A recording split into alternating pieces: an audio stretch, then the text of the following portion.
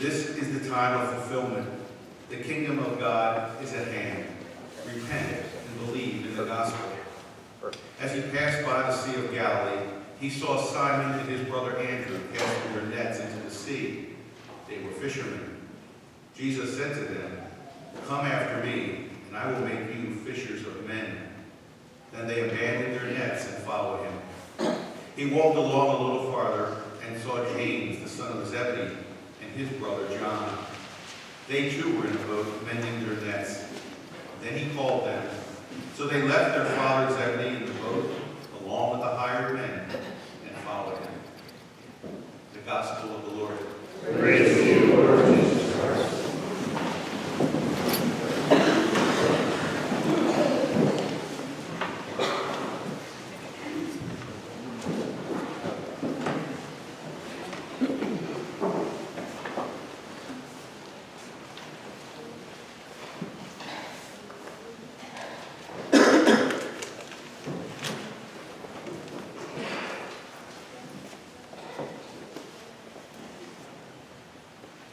40 days more and Nineveh will be destroyed. Time is running out. The time is at hand. Repent and believe. There is an urgency to all three of the readings that are presented to us this morning on this third Sunday of Ordinary Time. And as is always the case at this time of the year, the readings emphasize discipleship. And this Sunday, the urgency of discipleship.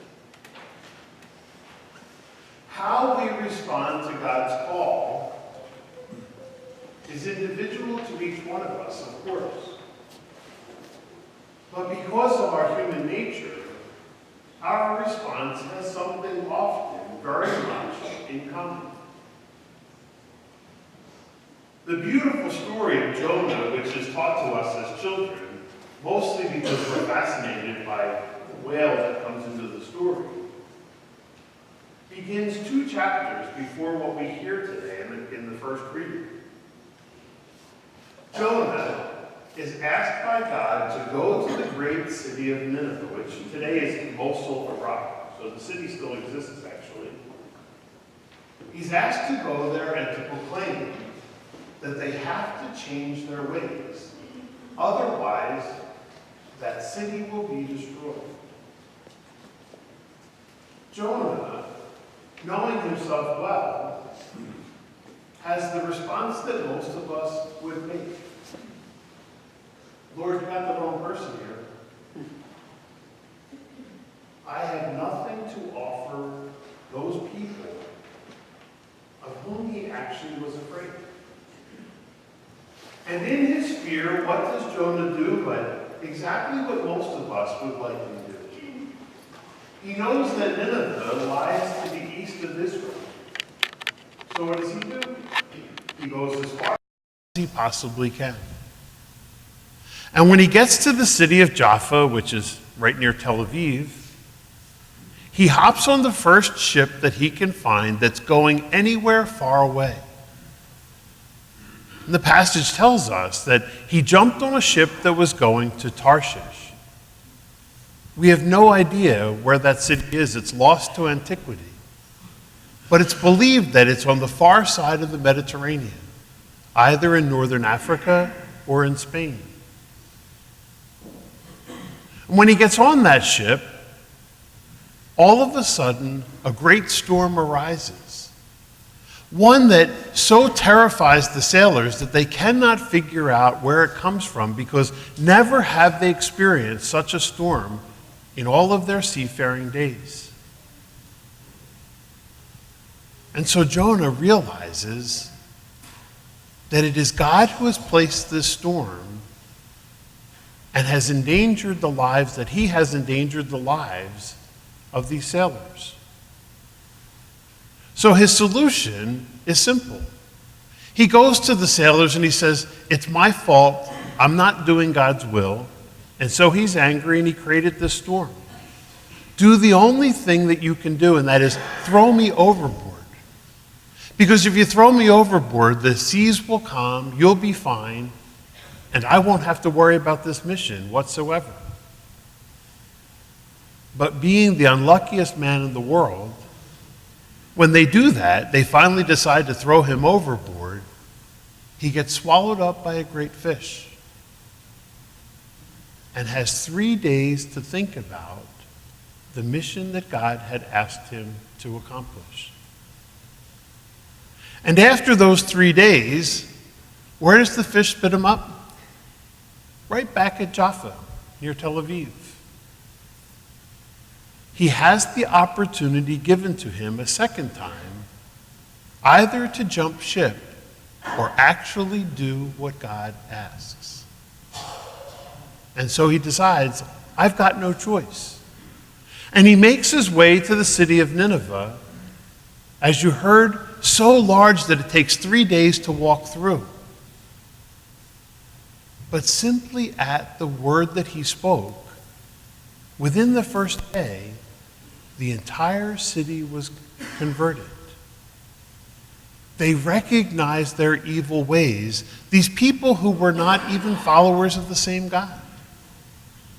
They realized their evil ways, put on sackcloth and ashes. They repented and they believed. And so they were spared. In the gospel, we have a very different situation. Unlike Jonah, who ran as far as he could, but ultimately decided to go into what he thought would be a disaster zone, and found hearts in Nineveh far more willing to do God's will than his own, we have instead the apostles, the call of them. These fishermen working along the shores of the Sea of Galilee, doing what fishermen do every day. Jesus, in the Gospel of Mark, speaks his first words in this passage: repent and believe. Picking up where John the Baptist had left off, he continues to announce those words. And something about how he spoke them was lure enough for the fishermen to bite. And so when Jesus invites them to follow after him, they drop everything, their livelihood, even their families, and they go after the Lord, who says to them, I will use the skills that you naturally have to make you fishers, not of fish, but instead of men and women.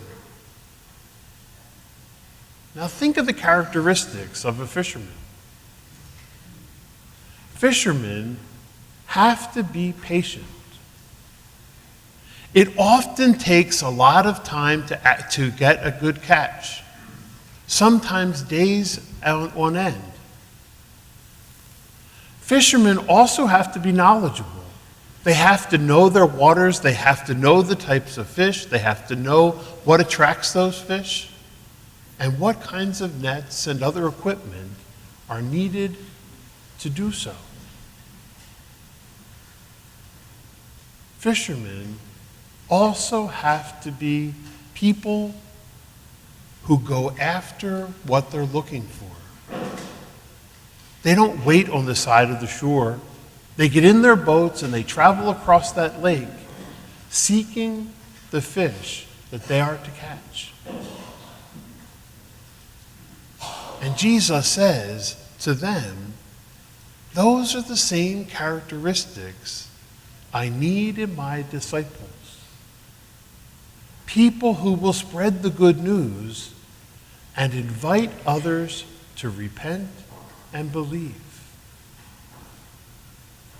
I know last evening Father John had a meeting here about evangelization, trying to spark a fire in some to understand that that is what is needed exactly today in our church and in our world.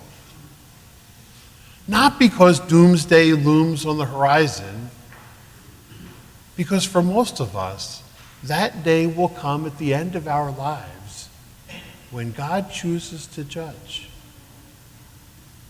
that the good works and the good example we have given must go before us, but along the way has the power to change hearts,